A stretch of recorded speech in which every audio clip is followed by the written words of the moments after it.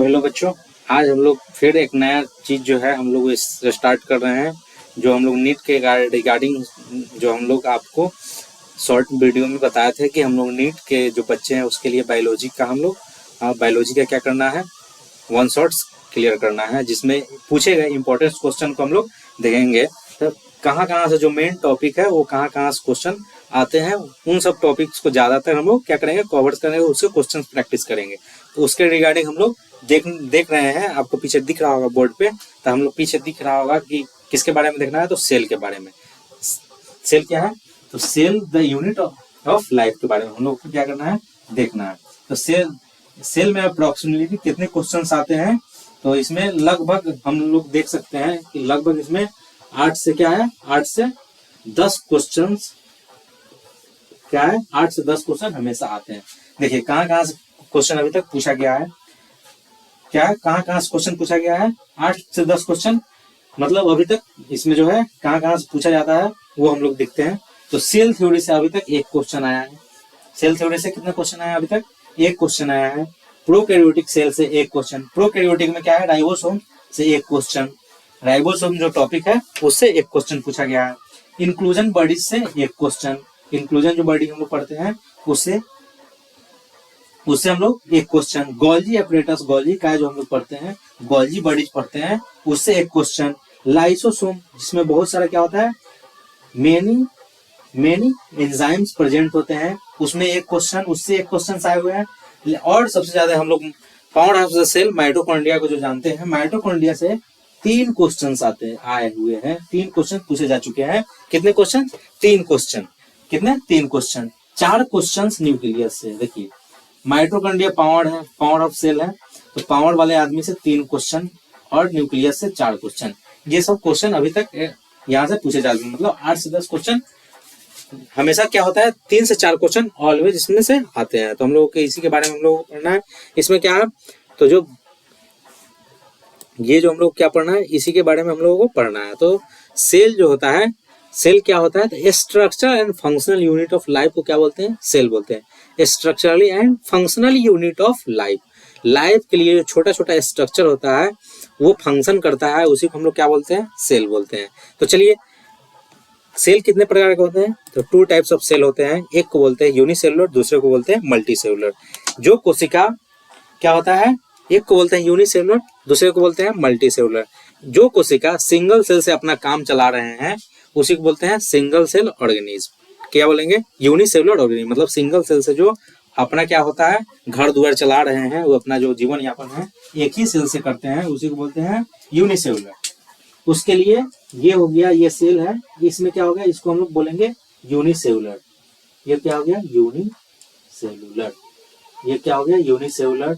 एक होता है मल्टीसेलुलर, इसमें बहुत क्या होगा, एक ही, जैसे अमीबा जो होता है वो अपना जीवन यापन एक ही से तरह के सेल से करता है। जैसे देखिए ये हो गया यूनिसेलुलर ऑर्गेनिज्म अमीबा। तो इसमें क्या होता है, ये इसमें बहुत सारा कुछ नहीं, जीव द्रव है, इधर क्या हो जाता है, ये हो गया, ये क्या हो गया, साइटोप्लाज्म, मतलब इसका। और ये क्या हो गया, बार उत्पाद होता है, इसको हम लोग सीडोपोडिया बोलते हैं। क्या होता है, सीडोपोडिया, मतलब सीडोपोडिया मतलब झूठा पेड़ जो होता है, उसी से मतलब लोकोमोशन इसी से करता है, इसी से क्या करता है, लोकोमोशन। यहाँ भोजन हो गया, भोजन को इसमें क्या करता है, ये क्या करेगा, फिनोसाइट करेगा। अगर कुछ ड्रिंक मतलब इसको डाइजेस्ट कर जाना है तो फिनोसाइटिस अंदर कर लेगा। यही हम लोग देखते हैं। तो ये एक ही सेल से पूरा सब चीज कर रहा है, चलना भी, खाना भी, सब कुछ एक ही सेल से ये क्या कर रहा है। लेकिन मल्टी सेलुलर में क्या होता है, उसके लिए स्पेशली बहुत सारे सेल पाए जाते हैं। जैसे हम लोगों के बॉडी में क्या होता है, यूनिसेलुलर है हम लोग, सॉरी मल्टी सेलुलर है, तो उसमें क्या होता है, मल्टी सेलुलर में बहुत सारे ऑर्गेनेल्स पाए जाते हैं। जैसे मल्टी सेलुलर में सबका स्पेशली अपना अपना कुछ कुछ काम होगा। जैसे ये कोई स्ट्रक्चर देख रहा है, ये मल्टी सेलुलर का स्ट्रक्चर है, क्या है, मल्टी सेलुलर का स्ट्रक्चर है। तो ये क्या वर्क करेगा, मल्टी सेलुलर क्या करेगा, तो यहाँ पे न्यूक्लियस होगा, ये क्या होगा, न्यूक्लियस होगा, यहाँ क्या होगा, न्यूक्लियस होगा, ठीक है। ये क्या हो गया, न्यूक्लियस हो गया, ये क्या हो गया, न्यूक्लियस हो गया, ये क्या हो गया, न्यूक्लियस, यहाँ न्यूक्लियोलस हो गया, ठीक है। ये क्या हो गया, न्यूक्लियोलस हो गया, ये क्या हो गया, न्यूक्लियोलस हो गया, इसको बोलते हैं न्यूक्लियस हो गया। ये क्या हो गया, न्यूक्लियस हो गया। ये उसके बाहर का मेम्ब्रेन हो गया ना, न्यूक्लियर मेम्ब्रेन, ये बाहर से, और इसके अंदर ये क्या होता है, डीएनए होता है। ये क्या हो गया, डीएनए, मतलब ये डीएनए हो गया, क्रोमेटिन हो गया, ठीक है, डीएनए हो गया, ठीक, जेनेटिक मटेरियल बोल सकते हैं, हो गया। बाहर में ये क्या होगा, यहाँ से एंडोप्लाज्मिक रेटिकुलम, यहाँ क्या होगा बाहर में, ये इससे अटैच होके, किससे, इससे अटैच होके ये इससे अटैच होके एक स्ट्रक्चर बनाता है, इसी को हम लोग क्या बोलते हैं, ईआर बोलते हैं। ये क्या है, ईआर है। ईआर टू टाइप्स के होते हैं, एक को बोलते हैं एसीआर, दूसरे को बोलते हैं आरईआर। मतलब ये सब हम लोग को स्पेशली मल्टी सेलुलर में हम लोग पढ़ते हैं, उसके लिए डिफरेंट डिफरेंट टाइप्स क्या होगा, इसमें फिर माइटोकॉन्ड्रिया होगा, लाइसोसोम होगा, सबका अपना अपना स्पेशली क्या होगा, स्ट्रक्चर होता है। देखिए मल्टी सेलुलर में like as composed of many cells, compose किया किसका कंपोज होता है, बहुत सारे सेलों का कंपोज होता है, बहुत सारे सेलों का क्या होता है, कंपोज होता है, बहुत सारे सेल इसमें होते हैं, ठीक है। और इसमें हम लोग फंडामेंटल यूनिट्स देख सकते हैं, structurally functional unit of living organism, क्या हो गया, फंडामेंटल यूनिट हो गया। इंडिपेंडेंट एग्जिस्टेंस होता है इसमें, यूनिसेलुलर में क्या होगा, इंडिपेंडेंट एग्जिस्टेंस होता है। एसेंशियल फंक्शन, ये सब हम लोग देख सकते हैं। स्ट्रक्चरली इंटीग्रिटी देख सकते हैं, ये सब हम लोग देख सकते हैं, ठीक है। तो चलिए आगे हम लोग देखते हैं। अब हम लोग पढ़ना है formulations of cell theory. Cell theory इसका फॉर्मुलेशंस कैसे हुआ, तो सेल थ्योरी भाई साहब थे, कौन सा साहब थे, तो थियोडोर स्वान, स्लाइडन एंड स्वान। स्वान जो होता है वो जूलॉजिस्ट थे, स्वान मतलब क्या होता है, बतख ना, स्वान को क्या बोलते हैं, तो क्या होता है, एनिमल होता है। तो एनिमल से हम लोग स्वान से क्या याद रखेंगे, एनिमल। स्वान जो होता है उससे हम लोग क्या याद रखेंगे, एनिमल। ये जो होता है स्वान से हम लोग क्या रखेंगे, एनिमल का याद रखेंगे। तो ये क्या हो गए, जूलॉजिस्ट हो गए। कब, ये हो गया जूलॉजिस्ट, एनिमल मतलब जूलॉजिस्ट, जर्मन जूलॉजिस्ट, ठीक है। ये डिस्कवरी किए थे, उसका आउटर मेम्ब्रेन जो होता है उसके बारे में, उसी को हम लोग क्या बोलते थे, प्लाज्मा मेम्ब्रेन, ठीक है। आउटर मेम्ब्रेन जो दिखा, यही भाई साहब का आगे खोज कर दिए, थियोडोर स्वान। पूरा नाम क्या है, थियोडोर स्वान, ठीक है। और प्लांट सेल क्या है, ऑन, देखिए यहाँ जो देखिए, यहाँ देखिए, ये हम लोग देखते हैं स्वान। अभी ये जो थे, ये स्वान साहब क्या किए, included presence of cell wall, unique character किसमें पाया गया, प्लांट में। प्लांट में यूनिकनेस क्या देखे ये, तो प्लांट में यूनिकनेस ये क्या देखे, तो उसमें जो सेल वॉल था उसको ये देख लिए भाई साहब, और हाइपोथेसिस दे दिए कि एनिमल जो होता है, जो बॉडी होता है, बॉडी जो स्वान जो होता है, स्वान that the bodies of animal and plants are composed of cells and product of cell। किसका बना होता है, cell and product of cell का बना होता है, ठीक है।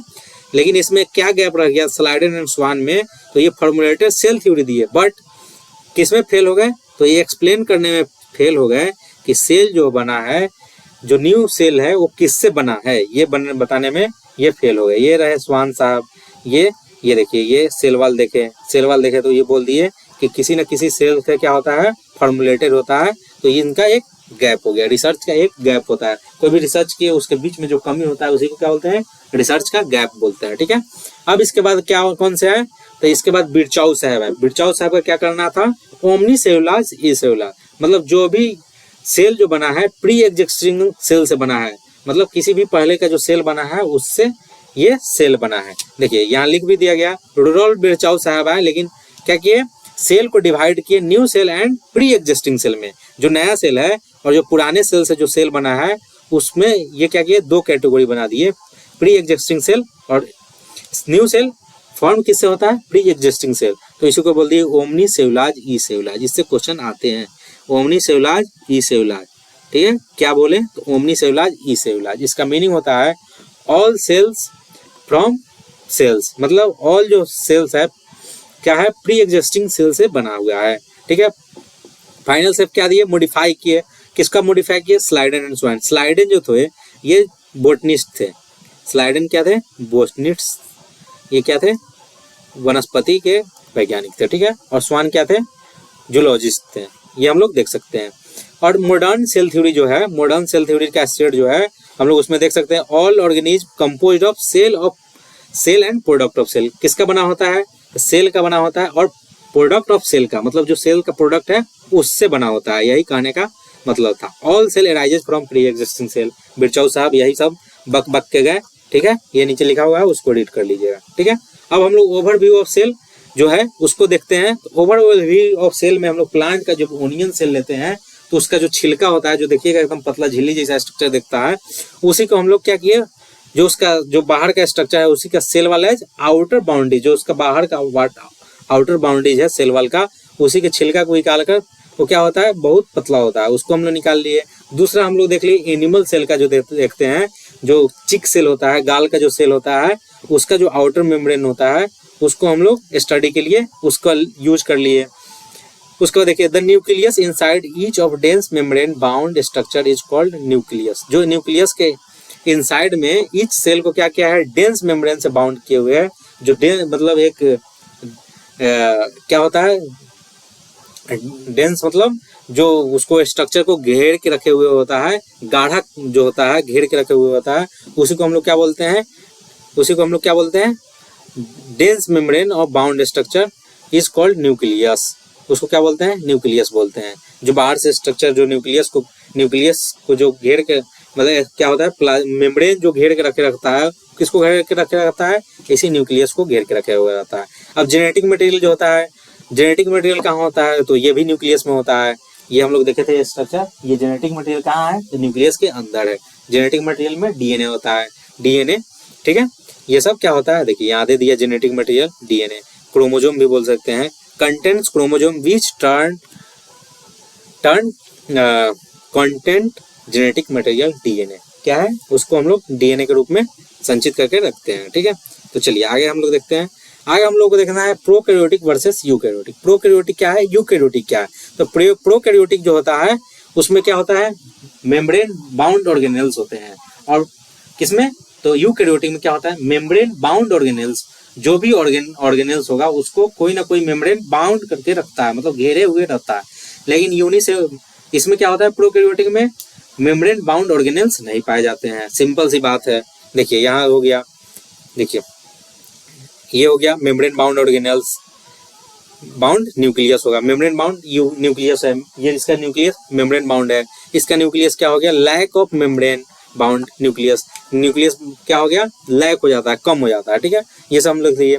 उसके बाद देखिए the cytoplasm a semi fluid matrix that occupies the volume of the cell in both type. कितने टाइप्स के, तो दो टाइप्स के। सेमी फ्लूइड मैट्रिक्स ऑक्युपाइड कितने टाइप के होते हैं, volume of cell both type, दोनों सेमी फ्लूइड मैट्रिक्स जो होता है वॉल्यूम भी ऑक्युपाइड क्या करता है, वो वॉल्यूम को ऑक्युपाइड करता है। ठीक है, और एरिना एक्टिविटी में जो होता है, देखिए the cytoplasm in the arena for cellular activities and chemical reaction keep cell living state. जब सेल लिविंग स्टेट में होगा, कोई ना कोई क्या करता है, इसमें साइटोप्लाज्म में केमिकल रिएक्शंस होते रहते हैं। हम लोग आगे जब पढ़ेंगे तो इससे क्या होता है, माइटोकॉन्ड्रिया में जब एटीपी बनता है तो उससे क्या होता है, साइटोप्लाज्म में क्या आता है, कुछ ना कुछ केमिकल रिएक्शंस होते रहता है। एटीपी का जब फॉर्मेशन होता है तो उसमें हम लोग देखेंगे साइटोक्रोम B6 ये सब, ग्लाइकोसाइडिक लिंकेज ये सब होते रहता है। ठीक है, क्रैब साइकिल्स ये सब पढ़ेंगे,